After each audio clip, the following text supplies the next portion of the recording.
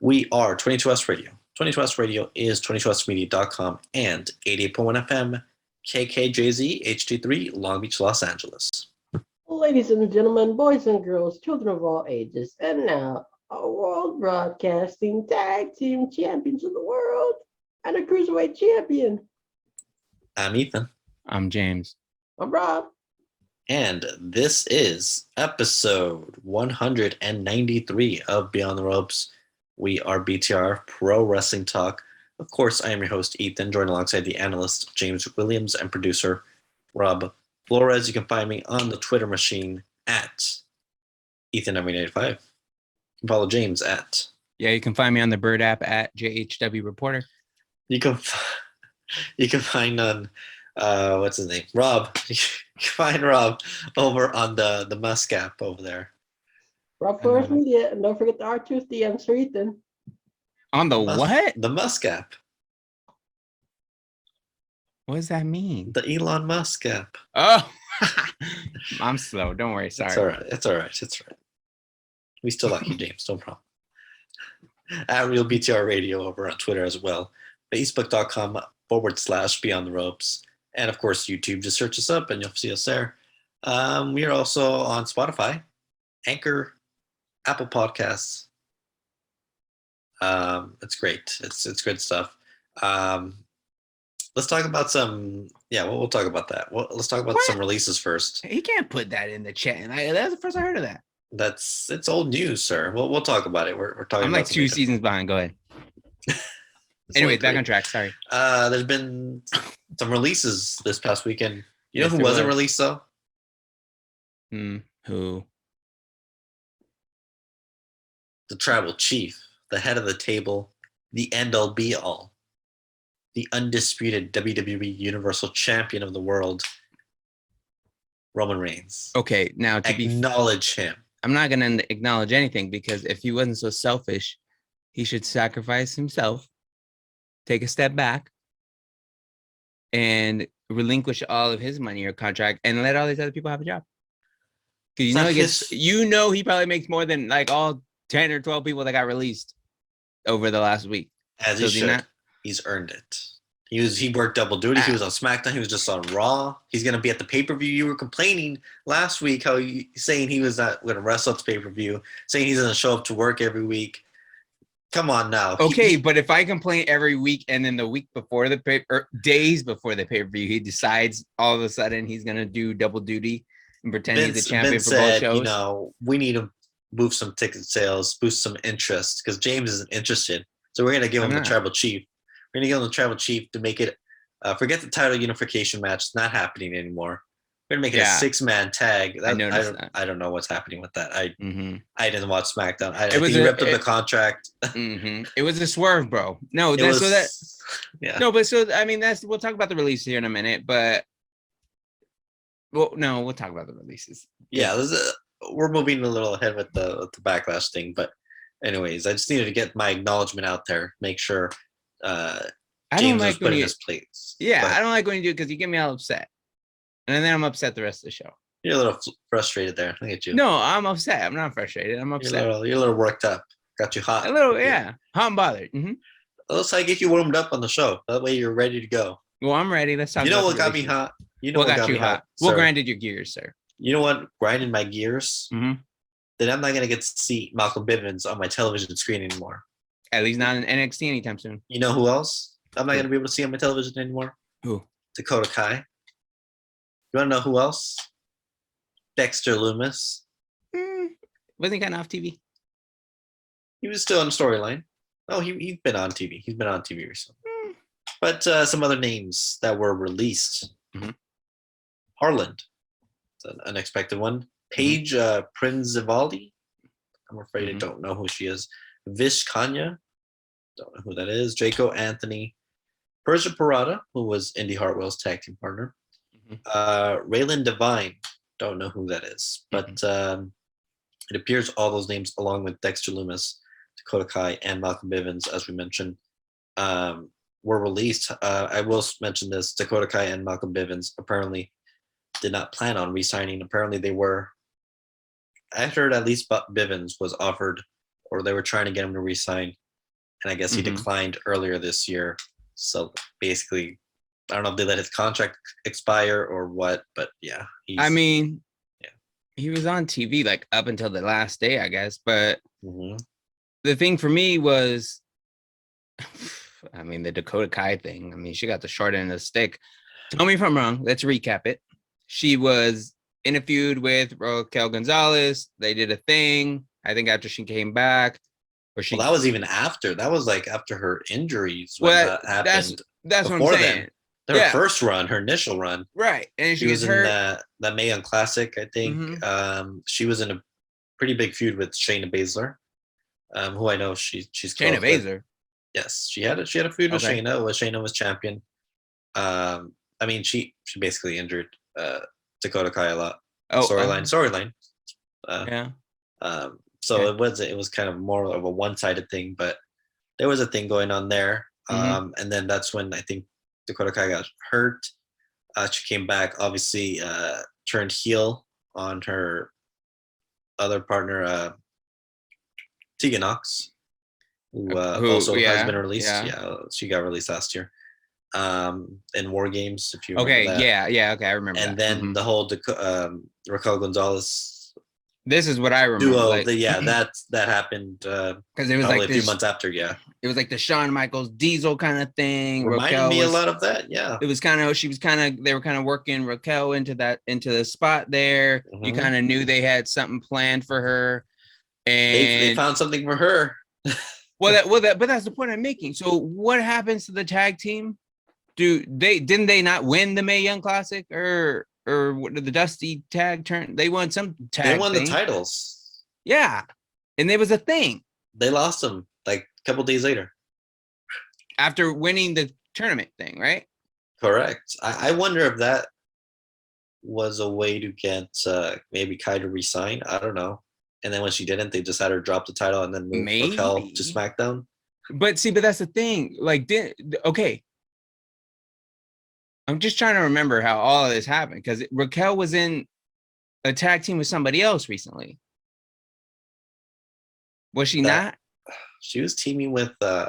She was teaming with somebody, and then all of a sudden she's with Dakota Kai for a hot minute. They reunited. They won the tag titles like a week later, and then this is when the next show.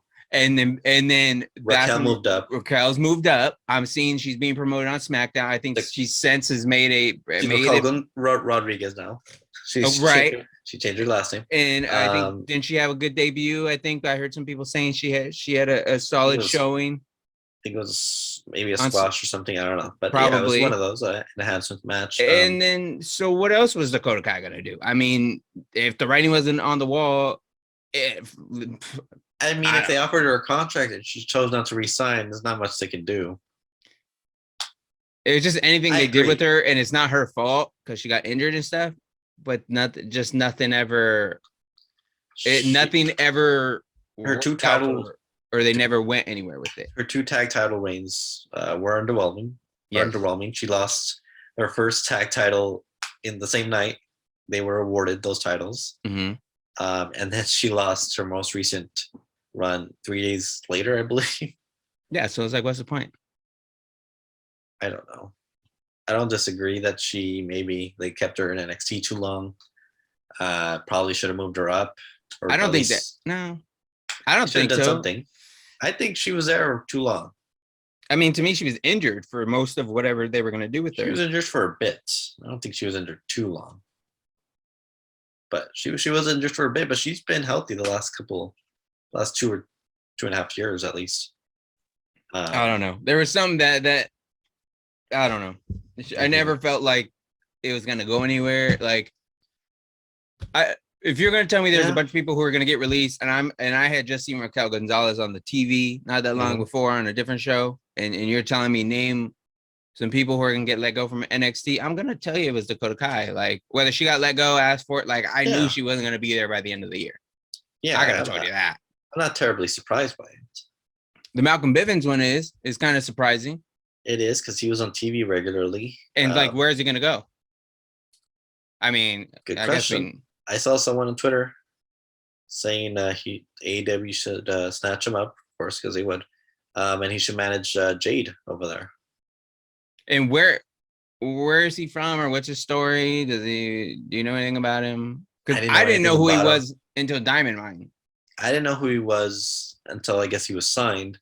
They tried to do a couple of different things with them managing.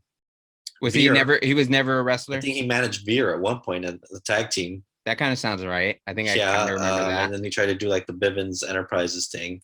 Mm-hmm. And then he was off after that failed for a bit. And then he showed up back up with Diamond Mine. So.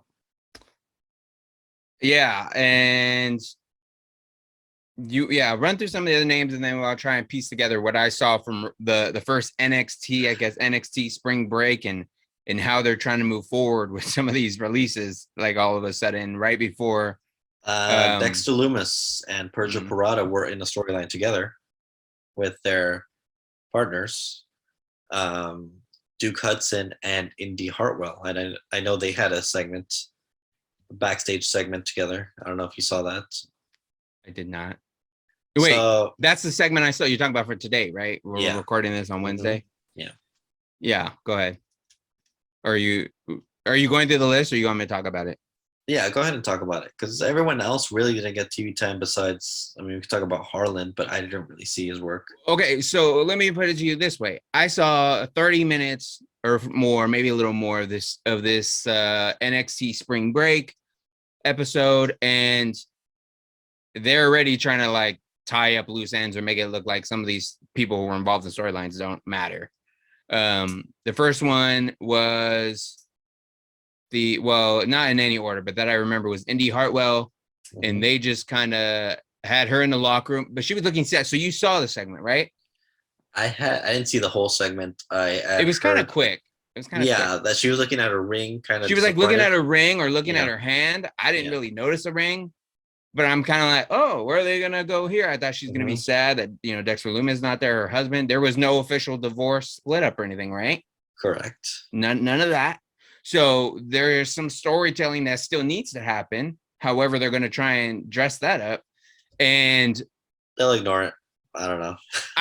But see, remember, I don't know if you remember, but I was asking you maybe it's been 2 months now, 3 months now. It might be like 2 months, where I feel like I was asking, are they still married? Did I miss something? Is there? He was off TV for a bit. Yeah. And they seemed to move her like away from the way with Johnny Gargano, and because they were all associated together.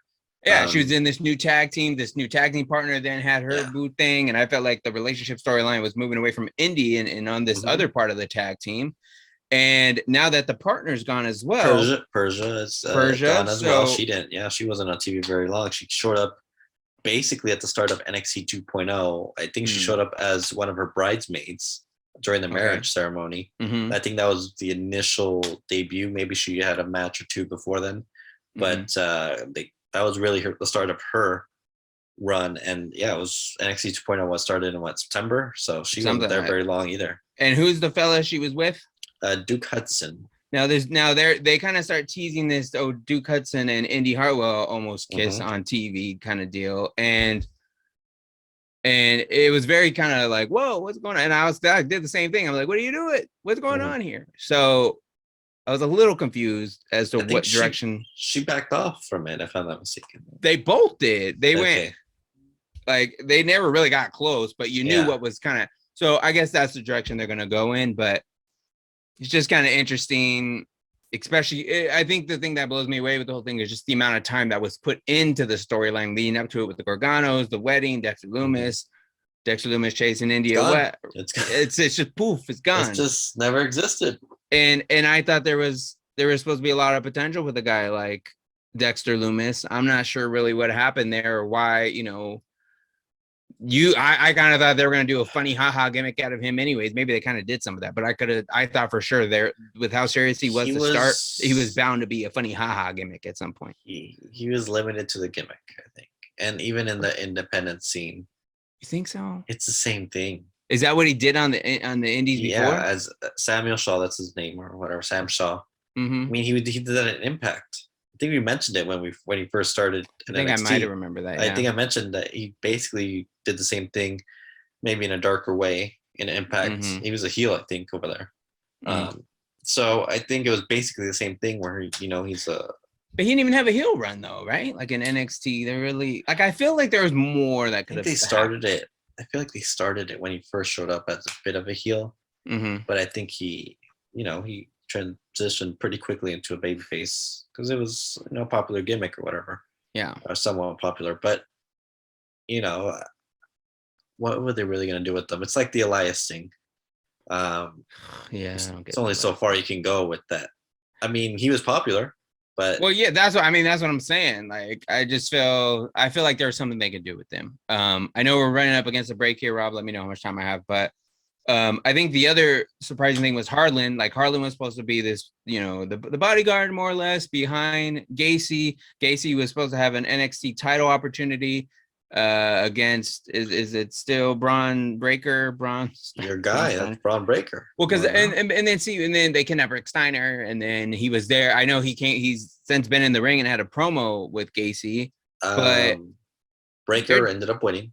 I will say. Okay. Yeah, he retained, but he was attacked by two mystery individuals that are on Joe Gacy's side. I would imagine, yeah. So we don't know who they are, but I'm sure we'll find out in the coming weeks. And I guess some of the tactics or mannerisms that Gacy was using and has been using are enough to get Bray Wyatt trending on Twitter. A lot of people saying that they're either trying to make people forget Bray Wyatt, or they're just slapping the Bray Wyatt gimmick on someone like Gacy now. I'm curious to see where they go, because he was kind of doing one thing before they kind of partnered him up with Harlan, and now that it sounds like he's doing something completely different than from what I remember when I first saw him. It sounds completely different. So I have to catch up with my NXT. Been saying that for months. Hopefully, it's hard to follow along with it when you release 3 people in 3 big storylines, right? And then there's your girl, Mandy Rose, who needs to get released. How dare you? That's disrespectful. What? She looks fighting champion. She fought last week. She looks sunburnt. Successful title defense. She looks sunburnt. Match. Did you not see what old pajama suit did to her? Wendy Chu needs to mind her business, okay? Well, she left. When we return, we're going to talk more Mandy Rose. Beautiful, Toxic Attraction. All 3 of them. We'll do that and much more right here on episode 193 of Beyond the Ropes. Burnt. We are 22S Radio. 22S Radio is 22SMedia.com and 88.1 FM, KKJZ, HD3, Long Beach, Los Angeles. Welcome back to episode 193 of Beyond the Ropes. I'm your host, Ethan, joined alongside the analyst, James Williams, and producer, Rob Flores. Go ahead and find us over on Twitter at RealBTR Radio, as well as Spotify, Apple Podcasts, Anchor, any major podcast platform. Just search up Beyond the Ropes. You should see the colorful background there, as well as the name Beyond the Ropes. Let's talk about Dark Side of the Ring. Over the weekend, there was a lot of buzz I've noticed on my Twitter feed going around stating that the very popular Dark Side of the Ring documentary series, whatever you want to call it, had been canceled after 3 seasons over on Vice TV.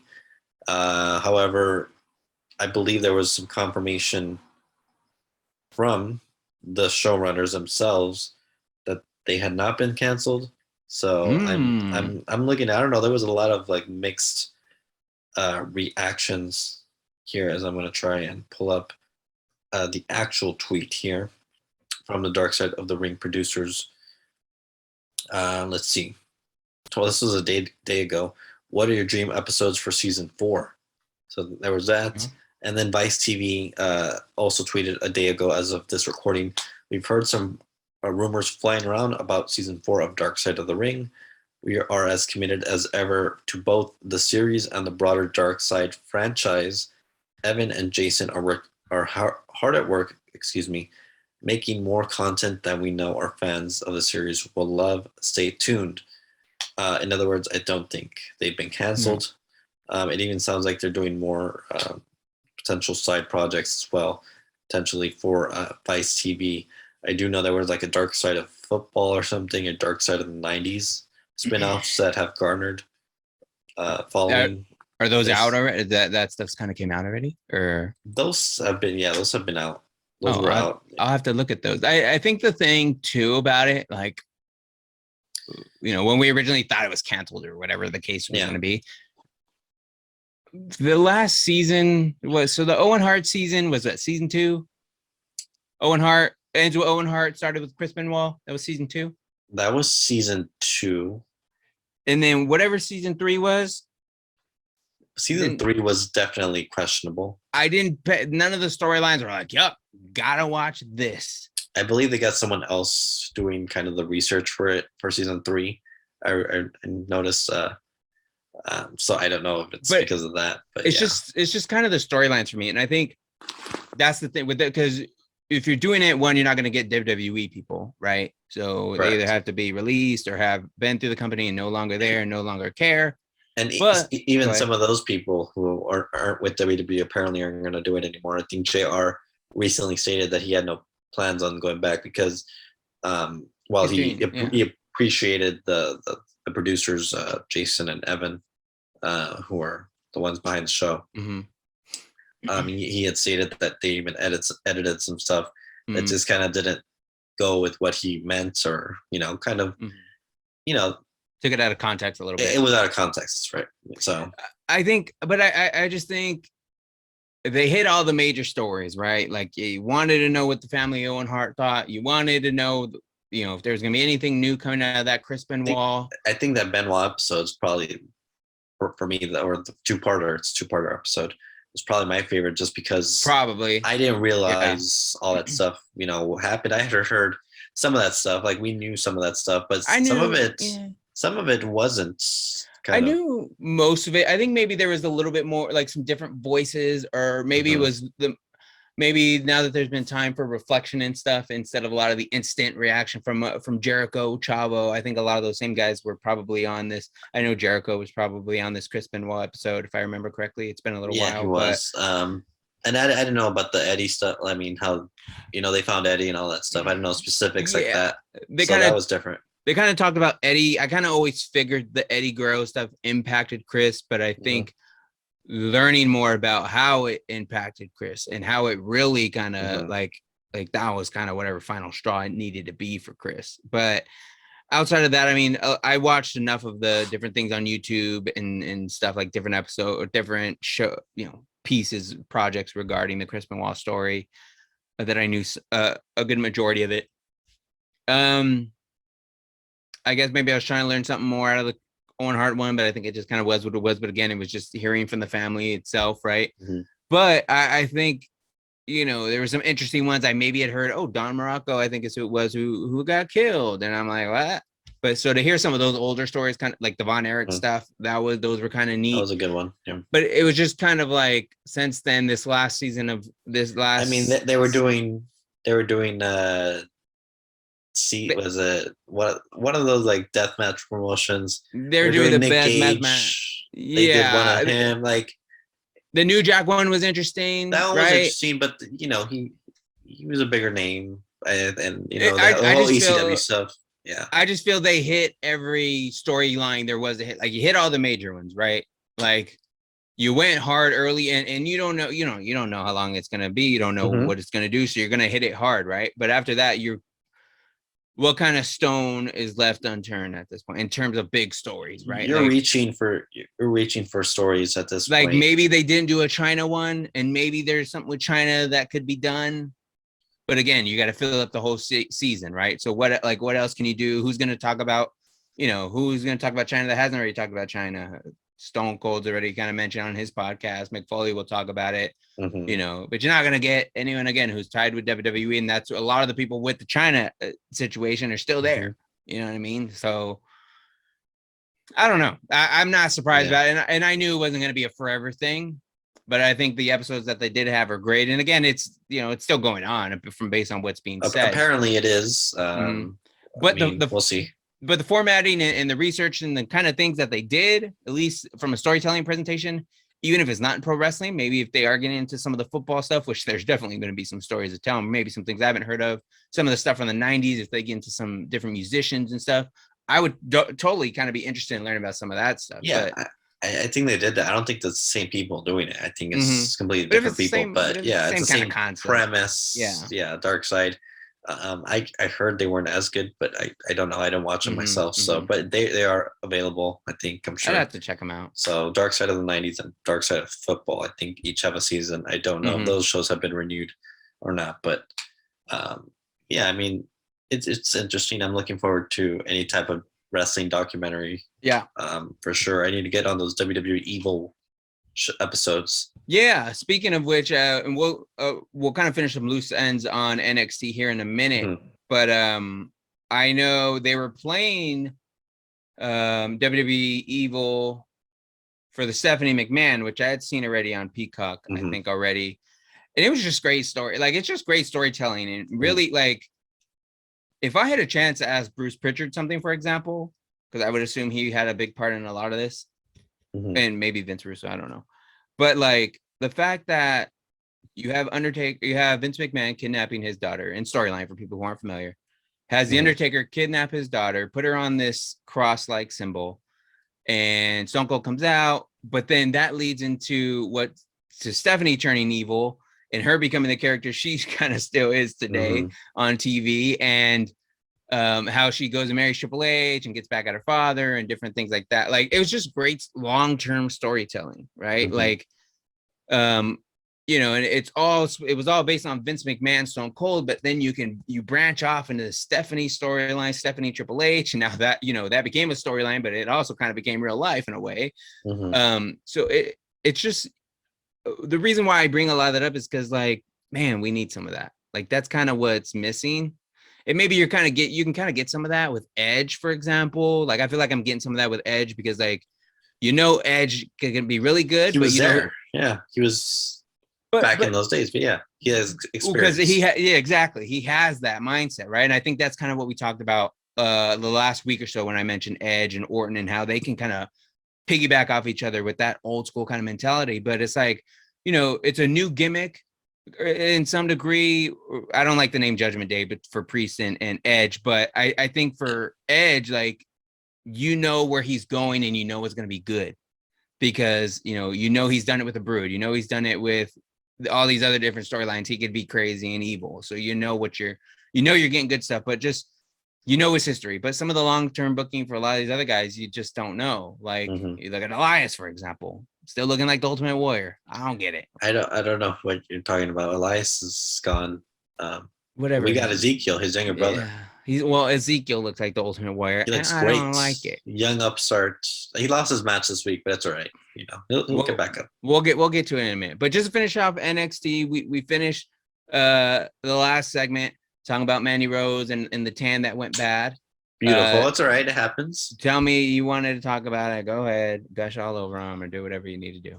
I had nothing else to say. That was it. I haven't watched it. I don't know. I know she wrestled last week and she did win her match. I know you complained that she doesn't wrestle. She wrestled last week and she did win. So every time I turn on the TV and watch NXT, she's either sitting on a couch, she was in a tanning bed, or she's doing everything but being in the ring. It's not her fault. She's not booked. Blame the anonymous NXT general manager who is not William Regal because he got fired a couple months back. But yeah. But and then one other thing, just kind of your thoughts on, because they made it very clear. Obviously, we talked about Malcolm Bivens not going to be there anymore. He's left the company. Roddy made it Ravishing Roderick Strong. Roddy Strong, ravishing whoever. Anyway, so the ravishing one. He goes ahead, takes upon himself, and just says, "Hey, I'm the leader of Diamond Mine." He was trying to get his tag team focused on what they have. They had a tag team match Did you earlier. Hear apparently that he requested his release? Who? Roderick. Oh, I mean, I'm not surprised if all his buddies are over there. I mean, apparently he like recently or like apparently, but he was denied. So of course he's showing up on TV every week. So. To get through that contract, but no, so fill out that contract for sure. Yeah. So they said, you know, he made it clear he's the leader. He didn't say new leader, but the leader. But I'm just curious, what do you think of Roddy as a leader? I mean, he was never really kind of the leader, and I don't think he was ever the guy that gave the mic to. But now he's gonna have to take on a promo role. And it's harder. You're following Malcolm Bivens, so they should have always made him the centerpiece. I thought that was kind of what they started out with, and You then think they kind of got away from it a little bit? They got away from it when they saw the Creed brothers and even Ivy now, but I think more so the Creed brothers because I've seen them in higher profile matches recently. Yeah, they had the Viking Raiders. I think that was the match. They just beat them. They beat the Viking Raiders. And, they were challenging for the titles a couple times. They've challenged for the titles. So it seems like they're getting over. So it seems like the focus is more on them than anything. But I've always thought Roddy should have been kind of the centerpiece of the Diamond Mind. And yeah, you could still build up the other members. Do you think maybe this is an obvious question, but do you just think the Creed brothers and some of the other members, I forget her name, Ivy, there's obviously more there's like more potential with them, right? Than they're younger. Did Roddy's kind of his ceiling, no? Roddy's mid-30s. He's a great wrestler. He's a good worker. Is that where we're at with him? He's a Cesaro now. And pretty much. That's not a bad spot. It's not. You're never going to be the top guy. It's just the one. It's just not the spot a lot of people dream of. The promo isn't where it needs to be. Same for Cesaro. His promos, it's not a bad thing. But that's what I worry about. If he's going to be the leader, if he's going to be the one that holds the mic, like how long is this going to last?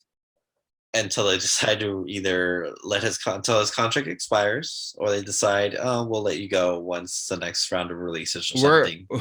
We're closer to the end of the Diamond Mine than the beginning, right? As a stable or whatever it's going to be. At this point, it's going to be Ivy Nile probably branching off on her own, and then they're going to make the Creed brothers faces potentially, because it seems like maybe every time I see the Creed brothers, they're getting a pop from the crowd.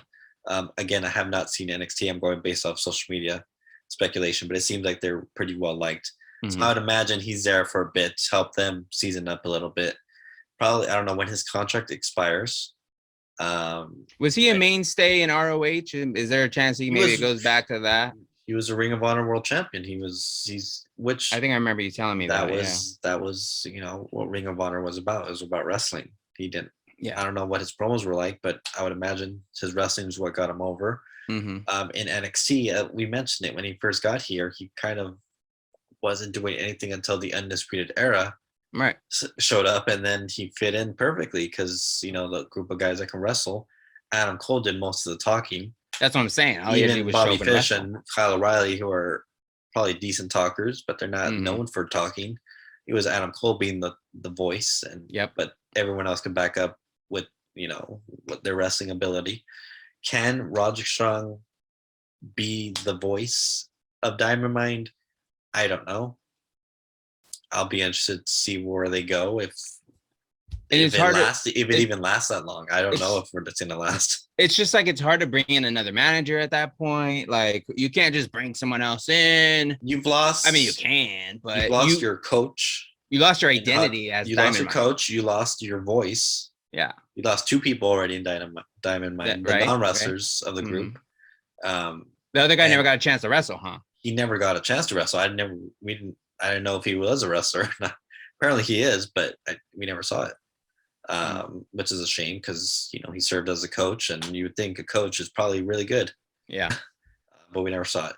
Malcolm Bivens, great talker, which we talked about. He clearly did not want to re-sign for whatever reason. Maybe he wasn't happy there. Maybe he realized he has to know where he's going. There has to be somewhere else he's going. But it's just like, who else is using a manager? I could see for him because there was there's what kind of managers are being used outside of Paul Heyman on the main card. There could have been a spot for him, but I think there could have. I think there definitely could have, but you have MVP being used and stuff, but not too many managers out there. But Diamond Mine with basically Roddy, Creed brothers, and Ivy should be interesting. There's still some potential, I think. There's potential within the three members. Not seeing Roddy, but I think we've seen the best of Roddy, unfortunately. And if he put in his, wanting his release, whatever, it's clear he's not tuned in anymore. He's not going to make it through the year, right? He wants, he wants to join the other guys over there. And they've kind of just made it Undisputed Era over there, right? They're using a different name, but it's Undisputed Elite. It's them with the Young Bucks. Is the Young Bucks in it? They're just hitching their wagon on anything, the Young Bucks, huh? Yeah, it's just, I don't know. You're not watching it? You're over I it, don't huh? care. I don't care. I don't. I genuinely, from what I hear, it's just. Are you off the it's- Adam Cole bandwagon? It's basically just a. Is your heart broken? It's a poor man's version of Undisputed Is Era, your heart from what I broken? hear. Is my heart broken? No, because I stopped caring a while ago. It's okay. So it's as soon been as he broken. jumped ship, So he it's broke been my heart broken. when he jumped ship. That's when fair, he showed up, okay. that's when my heart broke. All right. After that, I just kind of been okay. That's enough. That Anyways, was we it, gotta huh? hit a commercial break. When we return, we'll talk more things that broke my heart. Yep. over the last. The story We'll of be back. Ethan's life coming up. We are 22S Radio. 22S Radio is 22smedia.com and 80.1 FM KKJZ HD3 Long Beach, Los Angeles. Welcome back to episode 193 of Beyond the Ropes. We are BTR Pro Wrestling Talk. Go ahead and find us over on Twitter at RealBTR Radio. You can also find us on Facebook, facebook.com/Beyond the Ropes, as well as the YouTube. Go over there, find us Beyond the Ropes, as well as Spotify, Apple Podcasts, Anchor, and every major podcast platform. You can hear our beautiful voices. It's like a little bit Monday Night Raw. That 6-man tag match heating up. Tribal Chief came out, showed up to work on Mondays. I hate working Mondays too. I'm surprised he showed up. I don't blame Roman Reigns for not wanting to show up Mondays. I don't like showing up to work on Mondays. I mean, he shouldn't have won the title if he didn't want to be on Mondays. Well, you know what? Someone has to represent. Look at that. Two titles out there. It could have been Bobby Lashley, or it could have been Brock Lesnar. Bobby Lashley's too busy trying to change his entrance every week. He's a prima donna. I don't know. Speaking of Bobby Lashley, did you see the video? Of the ring rope exploded. He takes the bump out of the ring. The rope exploded. The bump. I saw smoke when the ring. I didn't Sami know what Zayn was out there. Maybe it was Sami Zayn. It was Johnny Knoxville trying to pull a prank on Sami Zayn, who was outside of the ring. I don't know why he was outside of the ring, but he was there. But it looked like a bad bump, and it took Bobby a while to kind of get up. I think Sammy finally kind of maybe throws him into the ring, and they kind of salvage it a little bit. I mean, which is kind of hard to do considering the ring rope is busted. But Bobby tweeted after that he was fine and seemed to be okay, but it looked like a very nasty bump that he took during a house show there over the past week. They were in the UK over there, I believe. Oh, actually, I don't know if that one was. I was gonna say, don't be putting that in the UK because I'm about to say those UK ropes are. That may have been in the UK. I don't know. It seemed like because they did some Raw events in the States, but they were also. I think SmackDown was in the UK, but I think they had some crossover talent swap. Yeah, I think he was in the UK over there. Anyways, the next night he wrestled Sheamus, and he was checking the ropes. There was some video of him actually checking the ropes. Yeah, making sure. So. It was just weird because it was in the middle. It's in the middle of the ring, right? It was like it was the middle of the rope, not like one of the turnbuckles busted. It was an Irish whip. Yes. It was Drew McIntyre, I believe. Yeah, I think so. Threw him in there. So which I see. Two big guys. I see what you did there. The Irishman. He's Irish, right? Doing the Irish or he's Scottish. Scottish. That's Sheamus. I don't care. I get them all mixed up. Whatever. That's not okay. What are they gonna do? Oh. Yeah. That's all right. The next night, it was against Sheamus. So that's what. Okay, so that's that what would I have meant. been that would have been the Irish whip there. That's what I meant. Mm-hmm. No, it was a Scottish whip. Mm-hmm. Scottish whip. Scottish whip. And then, so he did it, and in the middle of the ropes. As soon as he hit the ropes, it just he tumbled. Exploded. He fell over the ropes. The top ropes fell. Mm-hmm. And we haven't seen that in a long time. Like we haven't seen any not planned or anything. Not planned. But I feel like it's happened before. But I mean, I think it happened with didn't happen with like Roman. Well, he hits turnbuckle. I mean, that wasn't with the ropes. I don't know what they do with the ropes. I wonder if I feel like it happened on an actual televised show before, and they kind of worked away from that corner and stuff, and we're like still trying to fix it. I think they made something work during the match. It probably happened more times than we probably even know, but it was just one heck of a bump, that's for sure. But just thought we should mention that. He's good. You know who would have been better though? He would have stood up right away. Who? Tribal Chief. Would he? Or he would have probably taken 5 weeks off. Okay. Well, You want to talk about Roman Reigns so bad? Let's jump into it. What are they doing? Are they not unifying the tag titles anymore?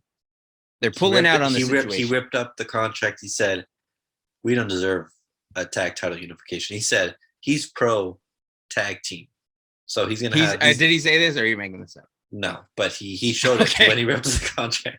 He said that's what he said through his actions. I felt it in my head. Okay, I'm just making sure I feel it. I get what he's doing. Okay, all right. Because he's at a table. He's got to think of these things. Okay, he realizes it's best for the tag team. It's better for the tag team. Okay, 2 titles. Okay, 1 each brand. Yes, we're not going to do the brand split right now. We might do it later, but not right now. So let's hold off on that. So it's on his terms. He's not ready. He said he's booking this. Okay. Okay. He's head booker now. That's what I might as well. I mean, I think he plans when he doesn't want to show up. So might as well. You know what? He's not. He's trying to give some TV time to everyone else. Okay. He's being a good champion there. But so they do show up on Raw, and my understanding because I did not watch this because I'm boycotting all Roman Reigns things. No, I think it was like eating dinner or something. But RK Bro shows up, attacks the Usos from behind. Cowards RKO'd both of them. Poor Tribal Chief was stunned. I don't blame him. And he was very slow to react. Well, he didn't know what happened. When you sneak up with an RKO from behind, what happens. Like, what do you expect? That's what happens. That's what an RKO is. It's not okay. It's from out of nowhere. Apparently. Yep. Anyways, Drew McIntyre comes out with a sword, a weapon. Should be banned by the way. It wasn't a match though, so. Well, he threw out the weapon because Roman said that's not happening. He said drop it. So he basically booked himself, He booked himself strong in the second. He booked himself strong. Said drop the sword. Drew dropped the sword. They had a little back and forth, and everyone came out to separate them. Come back from the commercial break, everything's gone. We never see any of those 6 guys again the rest of the night. So it was confirmed we will see them on Friday before WrestleMania Backlash. The next, say it with me, James, premium live event. Hopefully we see. Say it with me, James. LA live very soon because he's MIA and he's MIA. And I hope he isn't released. FIRED. Yeah. No, I just it's just. I mean, remember I've been asking. I'm just like, you got Roman Reigns as the champion. What is Roman Reigns doing? Why is he not on the premium live event? Like whatever. He's on the card now. They just waited forever, but that's fine. They got him on there. The unification thing sounds like no unification. There's no titles on the line. Well, that's what I'm saying. They were trying to do it. Now there's just no titles on the line, and they're changed their mind. They just said, I guess. Another storyline. It's there are a couple rematches from WrestleMania. Obviously called WrestleMania Backlash. That's going to be happening on Sunday. I think that'll already be playing by the time. Well, that will have already happened by the time. I have an issue. Quickly. It just came to me. Just realize, you're complaining about Roman Reigns not being a fighting champion and defending his championship at the next premium live event. Who's Bianca Belair facing at WrestleMania Backlash? I don't know. Everyone's trying to come at her at once, so that's their business. I don't know. What? Didn't they have a 6-man tag? Wasn't she? They were in a 6-woman tag. She was over here smacking her old tag team partner with the braid. Wow. Was it on accident? Well, see, she's in the way. Who got smacked? It was Asuka. Asuka just right there chilling. She just came back from an injury. But she sold it, no? I would imagine. A little bit. There's a gift. She's like, oh, yeah. I didn't know that. Belair's over here smacking her. You know what the gimmick is. I mean, the hair, Asuka's been gone 9 months. She doesn't know. I don't think she's worked with Belair before. Get with it. Probably not. So they did have that 6-man tag. So you're right. I mean, isn't it not still DeVille? I think there's some storyline where they're trying to get DeVille was in the match. I think she took the pin. She got beat up by everyone I saw.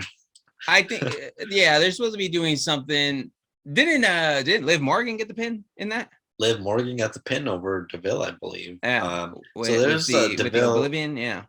DeVille, I guess, technically is feuding with Belair. Technically, yeah. I mean, that's what it has been. Asuka's feuding with Lynch, who just came back, and then we got Liv feuding with Rhea Ripley. So I mean, aren't all those matches?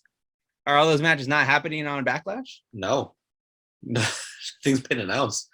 Yeah, but they always do this at this point. Like they're just gonna announce stuff on Friday or whatever. Probably, I mean, they don't know. You're not right. You're probably right about that. I think it'll be Deville because I think there's supposed to be something, and I think it may have happened already on. Let me look up the match card just to confirm. Because I think there's something where she loses her power or her authority, something along those lines. You can look it up. Another match that's going to be taking place. AJ Styles got the win. That match has been announced. AJ Styles versus the rate or just Edge. She's not over Edge without Damian Priest there, and that's because AJ beat Priest in a match.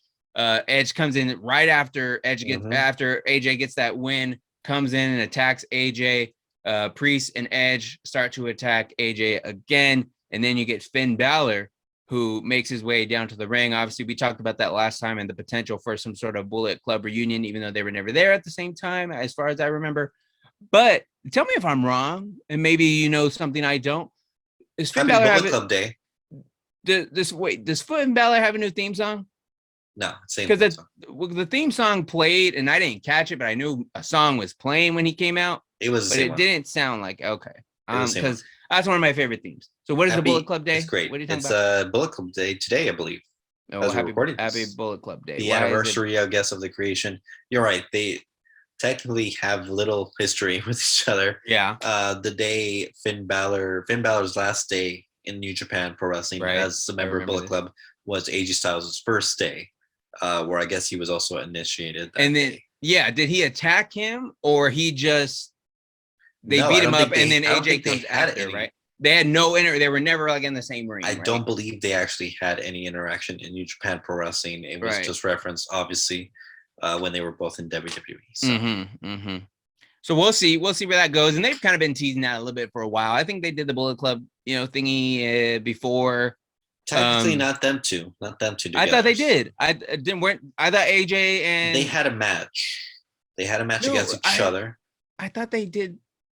They've had a few segments together, backstage segments maybe, but they've never actually been associated together. I swore this was in the middle of the ring. They did this. They did it in the middle of the ring for after a match they had against each other. Okay, it was after a match. Okay, that was it. That makes sense. Yeah, but okay. Yeah, so they've never actually teamed together, as far as I know. Okay. At least not just one team. Yeah. 1-on-1. Never been associated. I don't know if we're gonna get some type of new club name. I don't know if we're gonna get more members. I mean, I don't know. Probably not, but I think. I mean, it adds. I mean, you got to do something with Edge and you got Priest. I think maybe they do a tag team match. They get Finn and AJ involved. Do again. That next premium live event. Again, the next premium live event. I think you still want guys like AJ and Finn not in tag teams long term. So maybe it's just a little short storyline thing. I mean, you're not trying to put AJ back in a tag team. True, but it's Finn Balor, and Finn Balor's a tag title away from being a Grand Slam champion. So is he really already? Yeah, missing that tag title. Yeah, he won. He just won the U.S. title. Won the U.S. Lost it really quick, but he had it. He wasn't Intercontinental champion before. He was. Who is the Intercontinental champion? I don't even remember. Oh, Ricochet. Oh, is it? He's been defending the title. He has been defending the title. But who did he beat? Is he the one who beat? He beat Jinder. He beat Jinder had the Intercontinental title? No, but he beat who did he beat? Oh, Sami Zayn, who had it for a week. Oh, Sam. Okay, that's right. That's right. Yeah. Mm-hmm. So okay. And I'm just trying to think what else. We got Theory's US champion over there bullying Mustafa Ali. So yeah, that was kind of weird. Now it's him and the Miz. They were doing a handicap match against Ali. Ciampa attacks Ali afterwards, so Ali's just got enemies. I mean, that's what you get for being a part of Retribution. That's what I was thinking. Get Dijakovic back in there. Get Tibor back in there to help him. Something. Because I watched it live and it was just, they have Theory come out because Ali was on Miz's show. Miz is cutting off his mic, trying to make a fool out of Ali. Then you get Theory out there. Theory and Miz say they're going to be in a handicap match against Ali with the United States title on the line. And then, of course, like you said, what Ali gets beat Or did he win? No, we didn't win the title. He lost. And then Ciampa just comes out and beats him down. And Ciampa's just attacking him 2 weeks in a row now. No explanation.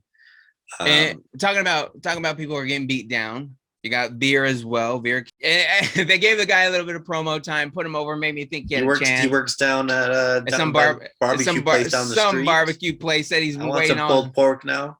He waited all his life. It was funny because I think actually when I was watching, I actually ate a pulled pork. I was actually eating pulled pork yesterday. Wonderful. So the guy, like, he did a move on I think he gave him like an elbow. I feel like he let him down. I let him down easy. He put him in the submission, beat him, and then he threw him out, threw him back in. No stretcher. He put him in. He put him into the rope, and he did that, and then he kind of let him go. And I thought he was gonna come back, but he didn't. He said. Then he gets all the way to the ring, and he still kind of like is turning around a little bit. Yeah, but they was like. Nah, but then they like went to highlights. Time, so that's just that's what happened. It was kind of weird. It was kind of weird though. A little bit. But again, I feel like this is a thing that you get when you have Bruce Pritchard back. Like you get the jobber match back. Like you put a little stock into some of like, you get invested a little bit and you remember that so-and-so is now working at the barbecue and now he's getting his little chance and he's going to get squashed, but it's just kind of neat. You never know who these guys, these jobbers might become later on down the road. They get a little promo or something. It makes for a good little moment for them regardless, but at the end of the day, it's. I'm curious to see when they're going to start putting Veer in with somebody who's going to be a viable threat. And where they go? You know who's a viable threat? Who? Seth, I feel like I'm freaking Rollins, the visionary. We haven't talked about him. Oh my God, we got 3 minutes left. Less than 3 minutes.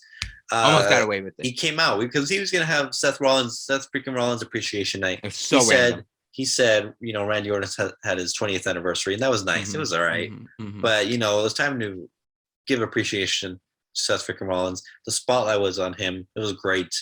And then disrespectful. Cody Rhodes came out, pyro and everything, the whole pyro budget. It had to release 10 NXT wrestlers to get this week's pyro. Right. Great entrance, fantastic entrance. But and when they went Seth Rollins, because Seth Rollins had queued for them to play his highlights from his guys, which means it was Cody. But Vince is not even paying for the highlights anymore. But Seth has to get his own guy. It's sad. It's sad to see. It's budget cuts everywhere. Anyways, Rollins basically said, "You're going to be like your father, never winning that title." Disrespected him, and it led to a little brawl there. And Cody hit a nice Cody cutter on the Visionary wearing a full suit. And then he gave away some of the drip to a fan of us. I did not like that. I did not appreciate it. As a fashionista myself, the Met Gala was here the other day. I saw the tweet. I saw the tweet. You saw the tweet? He was there. He was not there. He was not there. No. Are you sure? It was a little Photoshop. I thought I could have sworn I have the picture. I know you have the picture, but I think everything on the internet's real. No.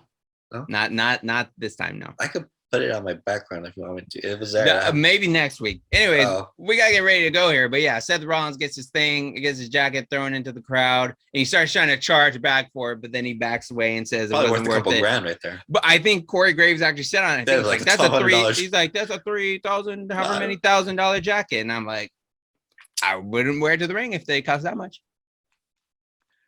You want out there looking cute, you ain't gonna do nothing. Yes, as Rob mentioned, the Iconics. I don't know the whole story, but they did step away from TNA. I'm not sure what the deal was. I know they were Impact. TNA. Don't know what their future holds, but they were appreciative of all the love and support that they got, and I think they're great. I think they're funny.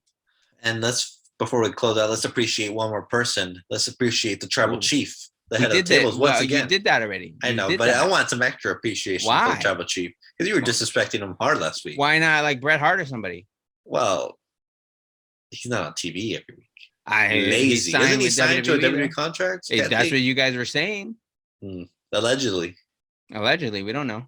Maybe after the FTR thing. We'll see. Until next time, this episode of Beyond the Ropes has been absolutely too sweet. Has it though?